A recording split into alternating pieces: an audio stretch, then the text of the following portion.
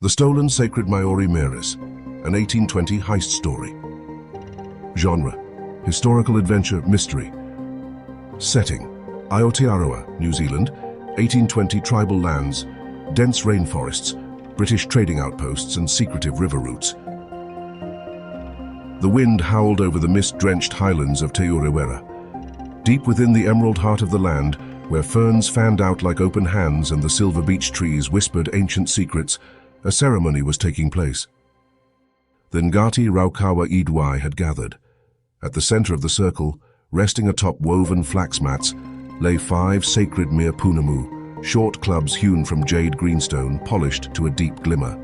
Each mere was more than a weapon. They were taonga, ancestral treasures infused with the mana, spiritual power, of great chiefs and warriors. But of these 5, one mere outshone the rest: Te Ahika, the eternal flame. Its surface shimmered like still water, and it was said to be carved from a single vein of sacred stone gifted by Papatuanuku, the Earth Mother. Te Ahika had once belonged to the warrior chief Te Hokaitoa, who had held off an invading war party single-handedly atop the cliffs of Karekare. Its loss would mean not just dishonor, it would be a spiritual wound to the tribe. But under the cloak of night it was lost, stolen. The theft took place under the thick veil of rain, just hours after the Tohunga completed his chants. No blood was shed, no fences broken, no footprints, only silence, and the cold realization at dawn that Te Ahika and its sister Mere Te Ikaroa were gone. Suspicion immediately fell on the Pakeha, the European traders and sailors who'd begun appearing on the shores of the North Island in greater numbers. But this was no simple act of greed. Whoever had taken them knew their value, not in pounds or shillings, but in wairua, spirit. To the Māori, such theft was unthinkable. Sacred objects were not bartered. They were guardians of the past and ancestors in material form. Unbeknownst to the tribes, the mastermind was a disgraced British antiquarian turned rogue trader, Ambrose Grigg, ex-member of the Royal Society, exiled after forging Polynesian artifacts in London. Now, deep in the South Pacific, he had assembled a crew of shadowy figures. Hauka, a Māori outcast fluent in both English and Te Reo, driven by revenge against the Ngati Raukawa for exiling him as a boy. Captain Elias Vane, a brutal whaler with hands like iron and a tongue of silver. Minerva Cole, a half-Māori navigator with a mysterious past and an obsession with maps and myths. And Padraig Knuckles Malone, an Irish escapee from Van Diemen's Land who could crack any lock with a shark tooth. Grigg didn't just want to steal the Meres. He wanted to smuggle them to Calcutta, then to London, where he could auction them to the highest bidder in a secret collector society obsessed with Polynesian relics. But to move the Meres, they needed to bypass tribal patrols, avoid British customs officials, and survive the wrath of the Atua, the ancestral spirit said to curse those who dare disturb sacred relics.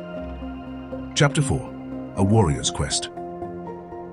News of the theft reached Rangi Te Moana, the estranged grandson of Te Hokaitoa, now a wandering warrior.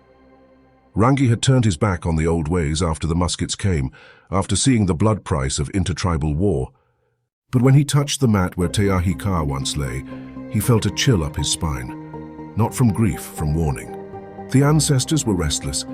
Rangi gathered a party of trackers, including his fiery cousin Mariana, who believed the spirits spoke through dreams, and Tan Rawiti, a one-eyed navigator who once sailed with Cook.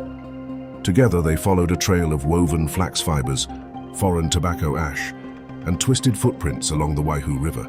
And they weren't alone. By the time the trail led them to Whangarei Heads, Ambrose Grigg's crew was already loading the Meres onto the Indomitable, a rust-streaked schooner flying false Portuguese colors. As they set sail, Minerva Cole hesitated. "We shouldn't have taken Te Ahika," she murmured to Grigg. "It's watching me." Grigg scoffed. "It's a rock." That night, a storm rose without warning. The waves crashed like the haka of angry gods. Hauka, clutching the Mere Te Ikaroa, fell overboard, pulled down by an unseen current. The sea swallowed him whole.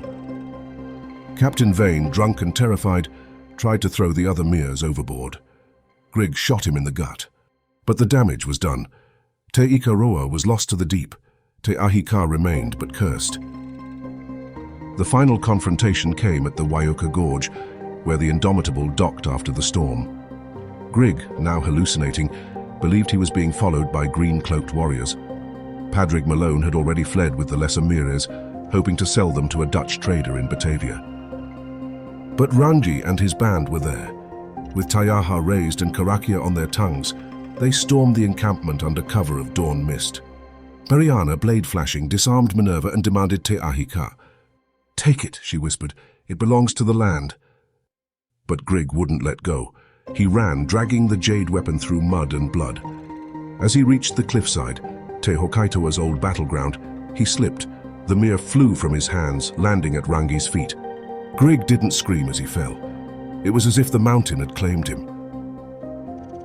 Te Ahi Ka was returned with a dawn ceremony under a new moon. The Tohunga wept as he sang the chants. Rangi, for the first time in years, knelt before the Waranui, eyes closed, hand upon the greenstone. Mariana lit the Ahi Ka, the sacred fire, once again. Smoke curled into the sky, carrying whispers to the ancestors. 2 of the 5 Meres were never recovered. But the spirit of Te Hokaitoa was at peace. In a hidden chamber beneath the British Museum, a cracked jade mere sits in a glass case marked Unknown Polynesian Artifact. Next to it, the name Donor, Anonymous, 1823. Some nights the guards report hearing chants. Others feel heat in the cold marble hall. They never leave the lights off near the jade case. He who steals from the ancestors does not escape their gaze. Maori proverb,